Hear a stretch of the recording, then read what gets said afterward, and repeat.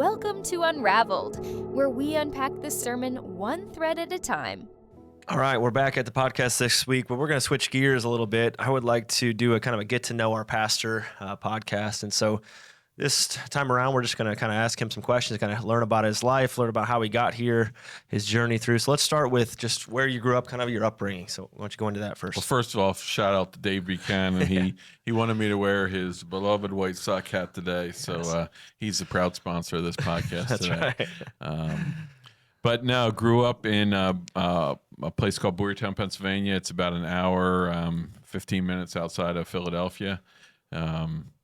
It's maybe quite a bit larger school district than here, like a graduating class of maybe like 600 or something like that. But I didn't. I graduated from a Christian school. But it's a busier area, not like a Bloomington. So it's, I don't know, it's more of a mixture between, I don't know, not, there's farms, but it's not, they're more out in the country than here. So a different landscape for sure. What's the population, or what was it, would you say? Yeah, I would say Boyertown's probably 15 or 18,000, something like that. And I think it's quite a bit larger today. So the public school graduating class was 600, or your private school was 600? Yeah, no, the public school was. My private school graduation class was 28. Our church had a Christian school that each class had probably 20 to 30 kids for in it, and I went there from 8th through 12th grade. Okay. So talk about your siblings. Where are you at in the order? How many siblings you have? That kind of thing. So I'm fourth of 5 siblings. My sister, she's the oldest of all of us, and then we kind of go 4 years apart for the most part. My one brother is. So I have, my youngest brother is 4 years younger than me. My next older brother than me is 4 years older than me. And then I have one 5 years older. And then my sister is, she's 8 years older than me. Yeah. Pretty big age gap between the oldest and the youngest. Yeah. How big is the age gap? So let me think. So the youngest would be 54 and the oldest would be 60. I think 66, something like that. Okay. Yeah. All right. So what kind of sports or what were your activities you kind of did in high school, and what'd you do for fun, I guess? So yeah, always sports, everything, whether that be at home or I played basketball and baseball all the way through. I played football until 7th grade, and I stopped because in 7th grade was when I switched from public school to private school to our church school, and so we didn't have football. They had soccer, and I wasn't really a soccer guy, so I played basketball and baseball all the way through. But we always played everything as kids. Our house was kind of the home base for wiffle ball and basketball, and our side yard was the football field and the whole deal. And I always grew up doing all kinds of sports. So tell me about your parents growing up. Like what good memories you have of your mom or dad kind of grow up? What kind of parents were they? Hard-nosed, or were they like kind of let things go? What would you say? How would you describe them? No, I'd say very keep us accountable for the most part. Mom was a stay-at-home mom. She never worked outside of the home. And my father, he always he was a mailman for his main profession. He always had side things to do as well, though, probably to need to make extra money with 5 kids. So he was a referee for baseball, basketball, and football. I remember that growing up when I was younger. Mm-hmm. And then he worked and he cut meat like at a meat stand on Fridays and Saturdays for a good chunk of my life as well. So I think we were a very close group, and our parents foster dad, and they I think we were very disciplined as well. If we got out of hand too much, I remember mom saying, wait till your father gets home type of deal. And my mom always told me she broke wooden spoons over my backside, and I don't really remember that, but probably better for the experience. Sure. So what you mentioned a little bit about your dad, but tell us more about your mom. What was she kind of like, and the glue that holds the family together, or what kind of mom was she? Yeah, I mean, she was great. She loved cooking and loved being in the kitchen and just fostering like home, and she was Yeah, she was kind of the nurturer for sure, and very involved though in things at church. Like I remember her being involved in like, like nursery type of stuff, and she even later in her life, before she passed, there was always women that seemed to be around her, like that she probably wouldn't have called it actively mentoring, maybe like we try to put in place today, but I just know she would have these relationships with different women from the church. She had a little sewing group she was part of that they used to, I guess, sew and do that type of thing, but they were all Christian women from not just our own church but other churches. But yeah, she was very loving and caring, and yeah, she was the glue probably that kept us all close. Did you have like your dad's family and mom's family nearby, or were you guys kind of out by yourselves? Yeah, my dad's an only child, so his father died many years ago. I never knew his father, and his mother remarried a guy. We never called him Grandpa. He was Buppy. He was Bupper, and he was owned a gas station and a pool hall and that type of guy. And yeah, we loved him dearly. He passed away, I don't remember. I would say maybe early 90s or something like that. My mom's parents, they were a good ways away from us, maybe 40 minutes or so, and so we would see them typically at church on Sunday. I mentioned the church split until the church split, and her parents went a different direction than we stayed.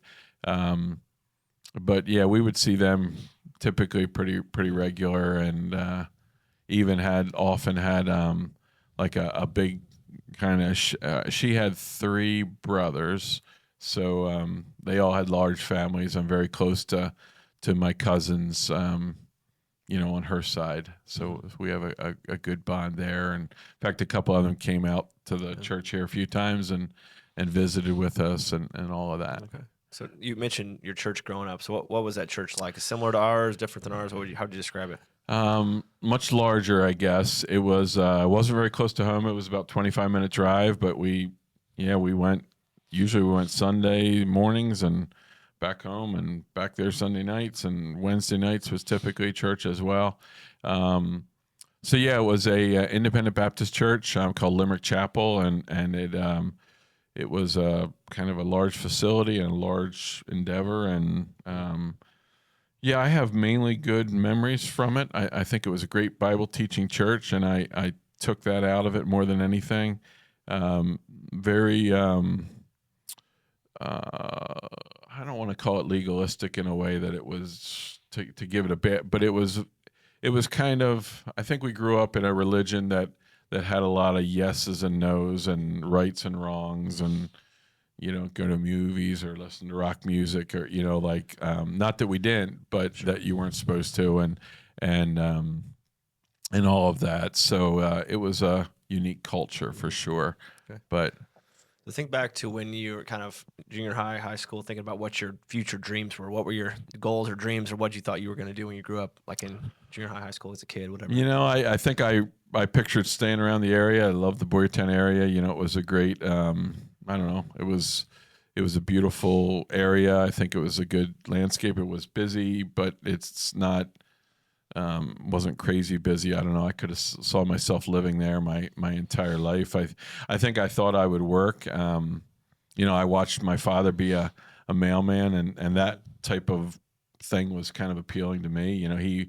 He at one point he was a foot carrier where he would walk and deliver mail, but I always remember, for the most part, him hopping in his Bronco, and he had 700 mailboxes a day he would deliver mail to, and he'd sit in the middle and drive with his left hand and hang out the right hand, and then he'd get back and sort mail. And I don't know, to me that looked like a pretty appealing lifestyle. You're Sure. Nobody to look over your shoulder type of thing, but you had a job to do, and so I don't know. I think I saw myself doing something like that, honestly. Something to support the family, and nothing like a set. Yeah, Like have a yeah. specific Like dream. I didn't have, of course, like any young kid, I wanted to play college baseball and do that kind of thing, and who knows from there. But that was not not going to be reality. Sure. So after you graduated, you're a Christian school. So what was the next step after that? I went to Liberty University, so Jerry Falwell School, Virginia, right? West Virginia, Lynchburg, Virginia, in 1986. I went 1 year there and liked it. It was a good school. It was a good experience. It was about 8 hours from our home, so that was brand new. But I ran out of money quick. I mean, I was a good saver, and I had worked Dairy Queen for, I worked a lot of hours for years and years and years. But once I got to college, like everything I had was almost gone that first semester.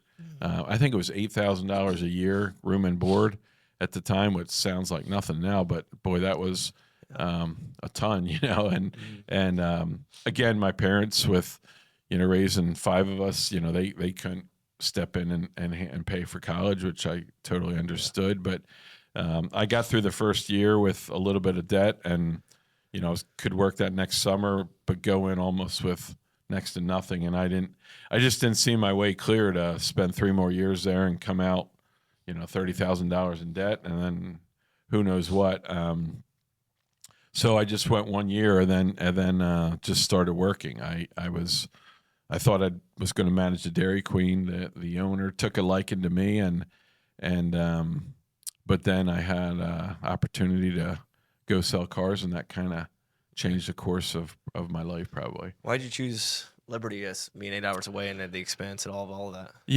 Growing up in that church we were at, Liberty actually was considered like the liberal choice. Limerick Chapel had a kind of a leaning. They tried to push you to either Bob Jones or Pensacola for schools, and I didn't really want to go to either of those because I didn't want that type of I don't know. They were just stricter and way further away, talking Florida instead of 8 hours in Virginia. And so I never really considered going to like a public school at that time. It was coming out of that Christian school mindset. It was almost like, I don't want to say you were a disappointment if you went to a typical college or whatever, but it wasn't what most kids did. And so looking back, I don't know that it was, not that it was a bad choice, but if I would have went locally and went somewhere, I might have been able to keep rolling at a much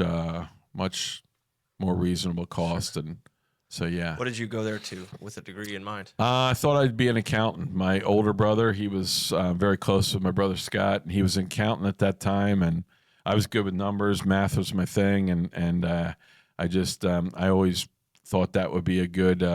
I kind of enjoyed that. Even the first 2 semesters I had accounting courses, and I did well at it, and it kind of came easy to me, and I thought I could see myself doing that too.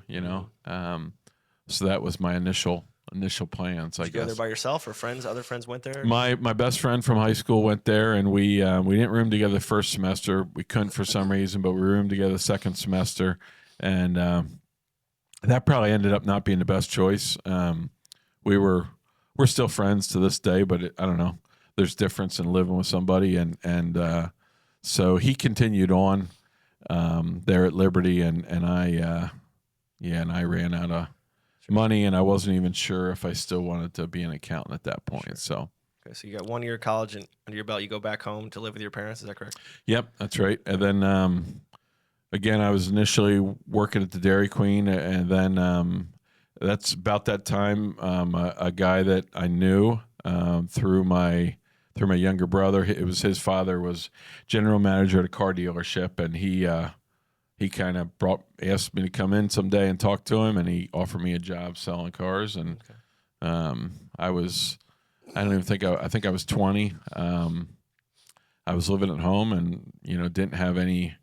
I was paying a little room and board money. I think $100 a month or whatever it was, but not any real expenses. And I just bought my first new car. I bought a brand new Honda Accord, and then it was like 3 months later he offered me a job, and I didn't know anything about cars. I wasn't a car guy. I wasn't I didn't pop the hood open the engine and not know what I'm looking at. I just was not that guy.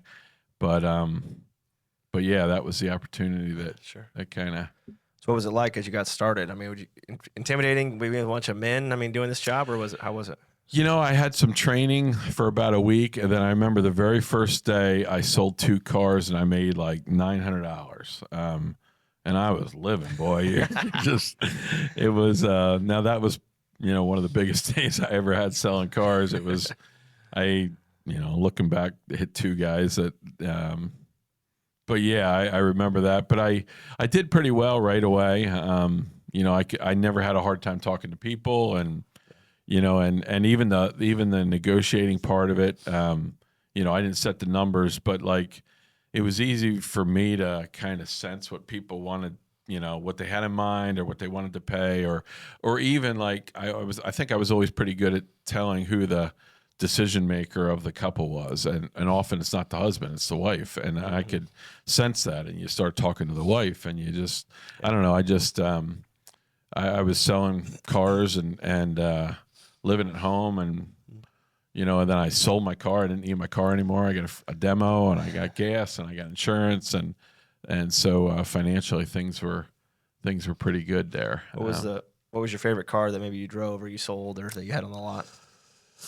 We had Pontiac, Nissan, and GMC trucks was our new franchises. And I remember when the 300ZX got redesigned. I don't remember what year anymore it was, but it got a whole new body facelift and everything. And the cool thing about it was early on, our general manager, he put a contest, and whoever won Salesman of the Month got to drive the 300ZX for a weekend or something. And so here I am at 21 years old, and I won Salesman of the Month, and I'm driving around this $38,000 sports car, a little stick shift that could just fly. And so that car sticks out just because I remember it was when it got unveiled. In fact, we had it sitting in the showroom completely covered for like 2 weeks, like creating interest, and then we had an unveiling, and so there was a lot of excitement around that car. But the Nissans were probably my favorite because they were the easiest to sell because they were such good cars at such a high quality rating and things like that. But I like the trucks too, the GMC trucks. So How long did you work at this dealership? I think it was about 12 years all told then. So you're 21 to 33 or yeah, something like that. So where in that process did you meet Dina, or did you know about her in high school and things like that? Yeah, so we met, we started dating when I was 21, and we got married. I was 25 and she was 23. We met at church. I started going to a different church about that time. There was, I went in that same church I was raised in until I was about 19 or 20, and then there was a church about 15 minutes away that I heard something about, and they had a young adult program that it sounded like there was some people there, and so we started dating, and yeah, I was selling cars when we got married. So full time I started when I was 20, and I was 25 when we got married then. Gotcha. So did you guys date a while before? I guess 3 years. Yeah, it was about 4.5 years or something like that. Yeah, we broke up for a little bit. We only had one little time where I wasn't quite sure, she wasn't sure, and we spent a few months. We were gonna potentially date other people, which I think she dated somebody, but I never did. And then when we got back together, it was pretty quick after that. We got engaged on a Christmas Eve, I remember, and married the following June, like 6 months later. Okay. So what did she do for a job, or did she? She was she was going through school when we started dating, and then she finished her degree, and she was a dental hygienist when we. I think she just finished her schooling and started her first job when she was an assistant before. But when she got her dental hygiene degree, that was right around the time that we got married. So she had an uncle that was a dentist that hired her on, and she worked for him for a number of years. And then she ended up switching to another place while we were still in PA. Did you live near her parents or your parents, or in between? Kind of both of them. We were pretty close. We lived right in Boyertown. We were probably somewhere 3 to 4 minutes from both my parents and her parents. Talk a little bit about what her parents do or did. Yeah. So her father was him and his brother had a catering business for many years. In fact, that catering business just got dissolved about a year ago. But him and his brother, Dina's father's brother, they parted ways and they bought a farm in I think late '70s, and they had a lot to redo, and then they started milking cows in like the early '80s. And so Dina was partially raised on a farm for a few years, and they were milking cows for 3 years, and her dad had a heart attack, and he survived, but he wasn't able to continue milking. So they were able to keep on and do landscape type of do the corn and beans and that kind of stuff, alfalfa hay, but he couldn't milk cows anymore. So the barn sat empty for many years until I came along a little bit later and wanted to put cows back in. So her parents were, I guess you'd say, farmers, and her father still continued on even after he had sold part of, or he'd sold his share of the catering business, but he still helped out on doing jobs and deliveries and things like that. Yeah, and he did until the end. So that's kind of her mom.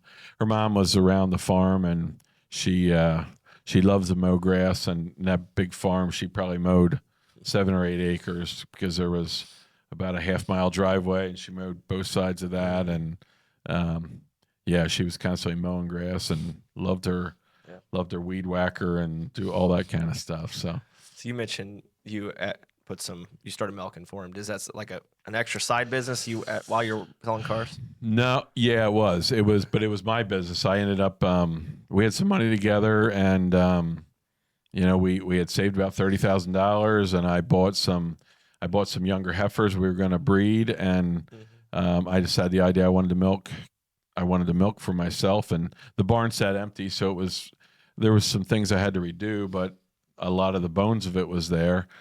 He sort of tried to not talk me out of it, but he wanted to make sure I knew what I was getting into. So he sent me to a couple farmers from church. And they were okay farmers, but they were they didn't have great setups or anything. So he wanted me to see milking cows maybe at its worst, and to make sure you know what you're getting into here. And I still wanted to press on. And so we bought a couple heifers, and then we bought some dry cows to try to freshen all at the same time so that we could start.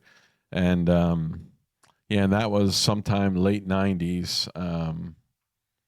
We milked cows about 6.5, 7 years. Then we started with one dry cow that we got. Wasn't supposed to calve for about 6 weeks, and she calved the next day. And so you were milking one cow twice a day, and but then once we got started, we were typically milking about 35 cows, and we had about another 40 young stock that we were raising as well. Did you ever think this was going to be like the career? I mean, yeah, I that was my goal, I guess. And the difficult part is it was a 100-acre farm, and a 100-acre farm could about support 30, 35 cows. Any more than that, I was going to have to buy almost all the feed and bring in a lot of stuff from the outside, which made it more difficult. First of all, the feed would have been more costly. And secondly, there wasn't the storage facilities necessarily on the farm. So the farm just wasn't equipped to milk a whole lot more than I was. So, and then milking only that amount of cows, even though I'm the only employee and, I'm the only one getting paid out of it, there just wasn't much money to make from it. I would have had to get probably at least twice the size. And I could have done that, but it would have had to been at another farm. So, but I was slowly building up to those numbers, and because we didn't want to borrow money to buy cows and buy, so most of it we were just paying cash and all of that. And that was a good way to do it, but it just doing it that slow is a little hard. But we had the top herd in our county as far as they call what they have rolling herd average, how much each cow is producing. And that was just because I listened to people. I hired a nutritionist, and I hired another guy that told me, how to design the barn, and we put cow mattresses in, and we changed the water, and we did all, and I knew nothing, which was to my advantage because I just listened to the pros, and they knew what they were talking about. And so, but that was a good. I mean, I loved it in the beginning, and it wears on you sometimes because you were just never off. Every 10 hours you are back at the barn to feed and milk and do it again, and that's on a good day, That's so yeah. So was Dina an only child? No, her. So Dina has one true sister, and then Dina's mom died when Dina was 9, and it's kind of an interesting story. Her mother died of breast cancer, and in the hospital at the same time there was a family like right across the way that there was a father that was dying of, I don't know what his cancer was, but a long story short, Dina's father that survived met this woman who lost her husband at the same time, and through the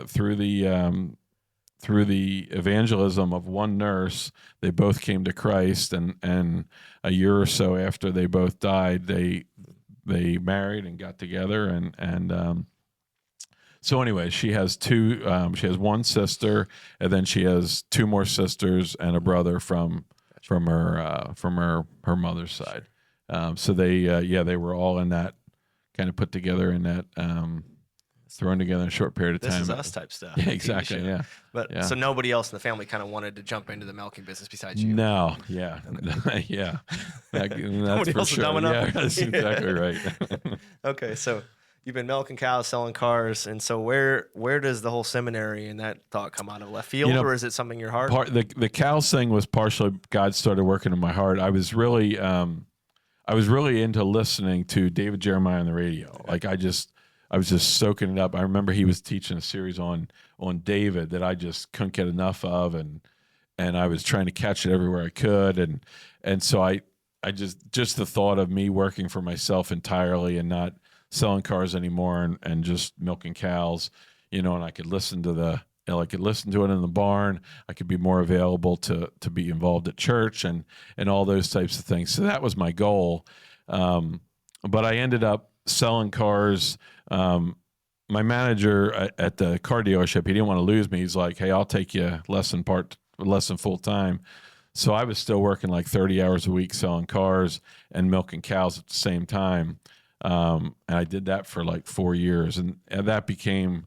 And then at the last year was when I knew I wanted to get in full-time ministry. So I started going to Philadelphia Biblical University, and so I had a third thing. And so I was trying to milk cows, sell cars, and do school, and it just became too much. And that's when I had to stop the car dealership and just do the other 2. I say just do the other 2. That was even a little bit too much, probably. So the Philadelphia Biblical University was to finish your undergraduate? Yeah, so I still needed 3 full years of schooling to get done that. But I did it at an accelerated pace. I don't know, as an adult, you can do more classes. So I was doing like 20 credit hours every semester, and I was doing the summer classes. So that 3 years I still needed to finish, I did in like 2.5 or something. Okay. All right, so now you got your bachelor's degree. What did you end up finishing that in, or what? It was a master's in biblical studies. That was my major. And then my last year, I knew I wanted to go to seminary right away too. So I started applying to seminaries. So I applied to Dallas. I applied to Trinity in Chicago, and I applied to a place called Biblical Seminary, which was in Philadelphia, because I was graduating in December, and I knew we weren't going to be able to move that quick. So I wanted to start taking seminary classes right away because I was already like 30s, whatever, 1, 2, 3. I didn't want to lose like another half year just waiting. So I took like 9 credit hours. And in that time, then we decided to sell the house and go full time. And we were either going to go to Dallas or Chicago. And we decided on Chicago. And so within that next, 6.5 months, I was going to seminary, and then we finished up, sold our house, bought a house in Lombard, and moved out. And I started school the next week up in Trinity in Deerfield. Did you have to live apart from Dina for a bit? Not during that time, Okay. no. Okay, No. so you're up in Chicago at Yep. that point. We were in Lombard, and I had about an hour and 20-minute drive to up to Deerfield every day for seminary, which was I don't know how I ever did that. That was brutal. So but she was working just to kind of support not you? initially. We moved to Chicago. She didn't have a job. We were trusting that God would. We had enough money to survive for a few months, but we needed her eventually to work, and she came highly recommended by her home dental office, and she had. I think she was working 2 places at first in Illinois when we were up there in Lombard, and then one lady hired her. It was, they called it full time. It wasn't 40 hours a week. It might have been 30 or something, but it was pretty full time. But she financially kept us afloat through the rest of my seminary, through the last 3.5 years. Well, I started working at the Apple store probably the last year and a half, but I was probably only working 15 or 20 hours a week. So her income was carrying most of our expenses. Mm-hmm. So you bought a house up there? Or did you rent? Yeah, we bought a house. Okay. We knew we were going to be there at least 4 years because that's what it was going to take to get through seminary. And we had dogs, and it just wasn't going to be easy to rent something. Sure. And so we bought a place, a cute little cottage style house that we really liked. And okay, so you bought that house, finished seminary. So how does the job search start? So obviously, when did you start looking for churches? Like, can you look a year before, or do you have to wait till the very end? Yeah, you can, but I don't know. The seminary was so intensive; it was just hard to even. You were just trying to get through the finish line. I mean, it was. I loved seminary, but it was hard. I was a good student. I finished with A's and maybe a B or 2 here or there, but like I put in a ton of hours studying, and so I didn't really start at all until I finished until I graduated, and then I was working at Apple part time, and they brought me on full time as soon as I finished school. So I had that, and that ended up being a great job. They loved me there, and they wanted to keep moving me up there, and it was a fun place to work, and all of that. So we had, we were kind of back to living a more normal life again, I guess you'd say. And I started trying to look for jobs and applying here or there or whatever. But it was, through like, churchstaffing.com and listing your resume, and you would have some places that would be interested in you, and you decide, do we really want to go to Las Vegas or New Mexico or South Dakota or whatever? And so that's kind of how it started, though. Did you ever have the feeling like, I know I just finished this degree, but the Apple store and what I could do in Apple is enticing, or was it not ever that enticing? Not really. I was so ready to start teaching and preaching and stuff like that. Although I love the Apple store, and if I would have been there financially, that would have been a great place to be because, it just would have. But but no, I was really anxious to. But I wanted to get in a good circumstance too, and I wanted to either be a senior pastor or to go to a place where I could be an associate with a path to become a senior pastor. So that was that was sort of what I was looking for. So you obviously, I'm assuming you had other options and decided to. Did you ever go visit other churches besides ours? Yeah, there was one other church. There was one church in Rockford, Illinois that. It was a large church. They had 1,200 people, and they were hiring an associate. And I remember it was they had 50 plus small groups. I was going to be overseeing small groups, and they kind of had it down to me and one other candidate. And they brought us both in. They brought our wives in, and so Dina went with me, and we had a whole weekend where we were with the deacons and with in front of the congregation, and we had 3 or 4 hour interview.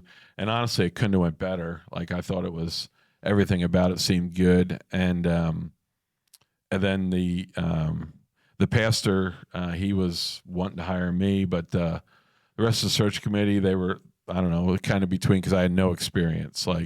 Even though I was Christian a long time, and I was, old enough because I worked for a while, but I had never worked at a church before, and a church their size, some of the committee they felt it better to go the other avenue. But and then when I never applied here at First Baptist Church, but they went through the placement, and they found my resume, and they asked if I'd consider it, and And right about the time that First Baptist was interviewing me, there was another church from New York, kind of near the Finger Lakes, that was interested in me. So I was having all these phone interviews and these like I don't know if they were Zoom at that time, what they were, but like kind of sort of video type of interviews. And right about the time this one was getting ready to offer me the job, the other one was as well. So it was, I don't know, it was stressful in a way to decide or whatever, but You just don't want to make the wrong call or Yeah, feel like you yeah. can't. Yeah, it's gonna be scary. So you end up coming here in what year? 2008. We started in like March of 2008. Okay, so as an associate pastor. Yes. Role. Yeah. Okay. So and then what would you say? What's your age at that point? In 2008. Well, let's see. I'm 58 now, so what would have been? Not quite 20 years ago, but 18 years ago. yeah, Okay, so you're around up late 30s, 40-ish. yeah, Yeah, 40. something So like obviously, and you didn't have any kids at the time, and so I want Nope. you to talk a little bit about that journey of did you try to have kids earlier and it just didn't work out, or what was that journey Yeah. like? that. Yeah, initially when we got married, we wanted to wait a little bit. You know, we were able to buy a house before we got married, but you know, it was kind of a one we had to put money into, a fixer upper, and so we just I don't know, we just thought we'd try to wait a little bit and kind of get a little bit of our feet under us financially, and then I don't remember if I turned 30 or Dina turned 30. I think maybe it was when she turned 30. She's just like, you know, I don't want to wait too long to have kids, and so we thought okay, now's the time, and we just figured we would have kids, just like her family, you know, everybody did, and my family did, and then we just nothing was happening. We weren't getting pregnant, and it went on for a while, and then you know we went and saw specialists, and you know they checked things out, and supposedly we should be able to, and it just wasn't happening, and so we went down that journey. For initially, my health insurance was even covering, you know, all of that stuff because that can get very costly. And I don't know, the fertility office we were going to was like 45 minutes, almost an hour away. And we were constantly driving back and forth. And that was getting stressful and far away and just back and forth and doing all these things. And then unbeknownst to us, we kind of hit some sort of max deductible, I guess, in our insurance.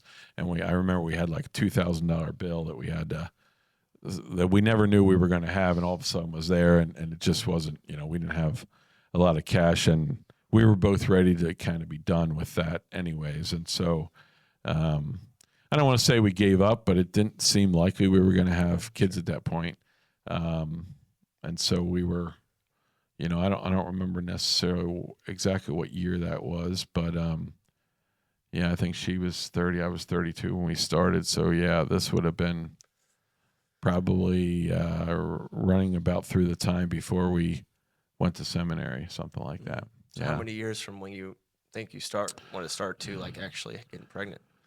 Quite a few, because it was 18 years into our marriage when Ryan came along, and we were married in 93. Yeah, we probably, it was a long time. It was at least 8 or 10 years or whatever. Did you have the thought that like, look, this is just not God doesn't have this plan for us? That's kind of what it seemed like. You know, we were both very heavily involved. We were leaders in the youth group. My brother was a youth pastor, and then when I say we were involved. Like I was over one group, and Dina was over another group. Like we split up, and I had 8th grade boys, and she had, I can't remember what grade her girls were. And kind of how my brother as the leader did it, he had us stay with them all the way through graduation. And so they were kind of our group. And then I was doing a lot of the teaching, you know, midweek and Sunday mornings. And so, you know, it was kind of like, here's where our kids are, you know, through the youth group. And so we were, I think we had great joy doing all that stuff. It was definitely, yeah. So obviously a big surprise when Ryan came. Yeah, right? Yeah. I mean, I couldn't have been more shocked. So how did she tell you? It was, I remember I was working and I would, sometimes I'd go home for lunch, and I remember getting home for lunch, and it was, I can't remember exactly, but it was a couple weeks before Christmas, and she's never about early gifts, like Christmas present gifts or whatever. And the Christmas tree, I think, was already up, and I remember she just had this like box wrapped up, and she said, "I want to give you an early Christmas present," and I remember just, dumb as a stump, not. And then opening this up, and it's like, are you kidding me or whatever? Like, it was just surreal. And she hadn't been to the doctor yet or whatever, but she did the pregnancy test. And I remember she even said she went to buy a pregnancy stick, and she went to like CVS, and, because in Fairbury, everybody knows everybody. And she had one in her basket, and she ran into Dee Dee Traub, and she tried to go the other way. And just, so Dee Dee wouldn't see it or whatever. And, but anyways, I remember she had a normal like gynecology exam like a week or so later, and so we were just, we were gonna wait and whatever, and then like, I don't know, 2 or 3 days later, we were talking, and I'm like, you go over to the hospital today and we could find out. And so she went over and just I remember she just texted me a positive sign, That's awesome. and just. Was that the first positive pregnancy? Like, or No miscarriages? No miscarriages, no nothing. Oh, okay. Nothing. So this is the first time ever, and that's pretty awesome. yeah, it was changed our life for sure. Yeah. That's awesome. Now we see Ryan running around all around here at the church, help us out in the tech booth and stuff. So he's a big blessing. So yeah. So how long have you been here at the church now? I think it'll be 18 years when we get to March. So coming up. Yeah. Okay, so 18 full years. Obviously, I appreciate you sharing. I got a few lighthearted questions to finish this up here. Take it a little lighter, but so some of these questions can be local or back when you're growing up. Favorite pizza place?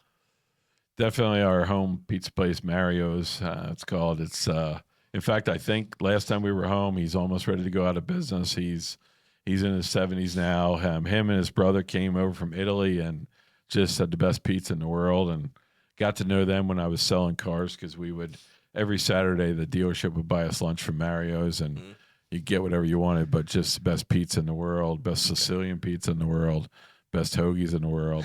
Just is it thick crust, thin crust? They don't really do thin crust, but they do a more traditional type of crust that's like way different than, I don't know, it's way different than the pizzas around here.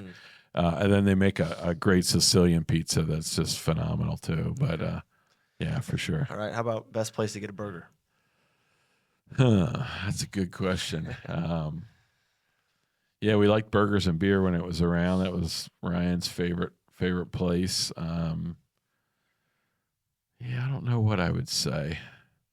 I think the burgers are better in Illinois or Pennsylvania. I think very similar. I don't know. I think good meat is good meat. Sure. You got cows, you got beef there too, right? So Yeah, nothing really stands out. I mean, for sort of fast foodish, I always like the either Culver's or the Portillo's burgers. I love Five Guys once in a while. Sure.